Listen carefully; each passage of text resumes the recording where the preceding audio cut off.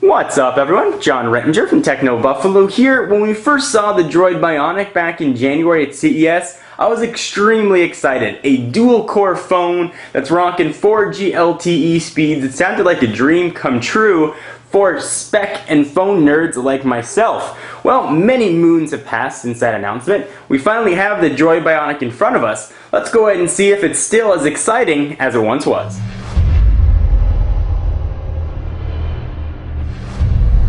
Alright, so I want to give you guys an overview of the Droid Bionic. The full review is going to be coming very soon, but I've been getting a lot of questions about how the OS looks, how fast it is, and that kind of stuff. So I want to go ahead and show you. Let me just remind you very quickly of some of the specs here on the Droid Bionic. It's got now a very familiar 4.3-inch screen with a resolution of 540 by 960. So pretty high res there. It is dual core, as I mentioned, 1 gigahertz on each core, 1 gig of RAM, 16 gigs internal storage, and a lot of other goodness packed in here, including a 1080p camera that lives on the back, autofocus camera. So real quick overview from the hardware here. Got your typical Motorola 4 Android capacitive buttons. That one looks a little different on Motorola devices. On the left hand side, you got your charging port and your HDMI out. Soft touch feel here on the back with that Motorola logo, which I have covered up. Go ahead and rip that off there. This whole back is one piece. There's the camera with LED flash and the autofocus camera that I mentioned. On the other side lives the volume rocker. You can see it's a little bit of a chin there on the phone. Alright, so enough of that. Let's talk about the OS here. So no longer do we have Moto Blur. Hooray! We now just have Motorola skin sitting on top of the Droid Bionic. If you saw my previous video, I ran a quadrant score test, and it pulled in a pretty nice stock ROM score of 2,202. So obviously you're getting a very powerful phone.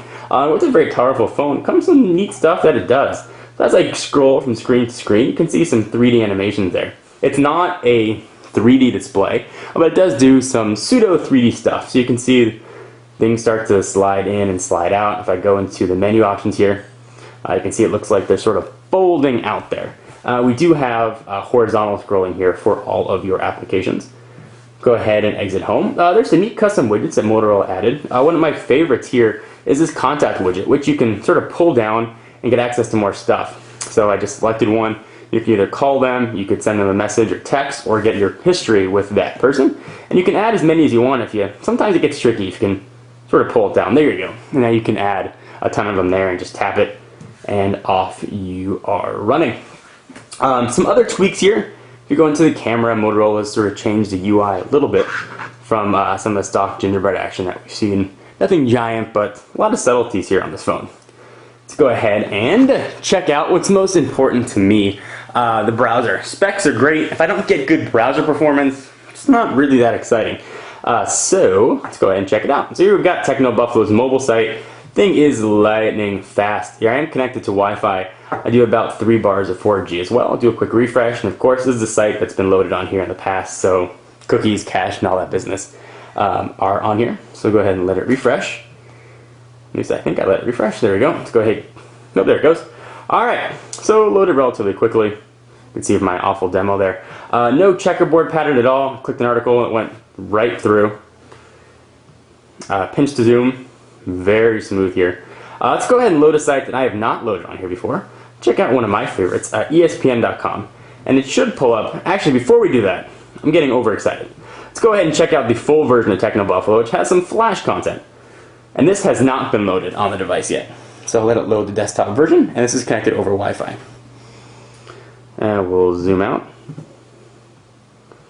Still pulling in part of the mobile version. There we go. So you can see that there's some other stuff on there as well, and it loads very quickly. So for a site that hadn't been loaded on here before, no checkerboard pattern. There's a bit of a lag though from that first time I touch the screen to when it starts moving. So let's go ahead and check out, let's say ESPN. I have not loaded this on here before.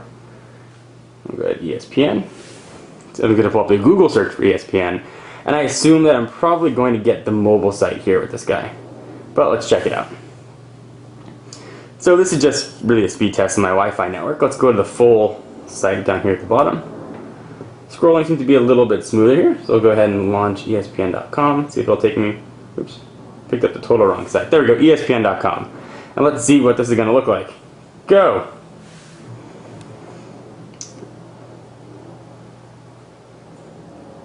So obviously it loaded pretty fast. There's some, it's HTML5 on here, it's not actually Flash.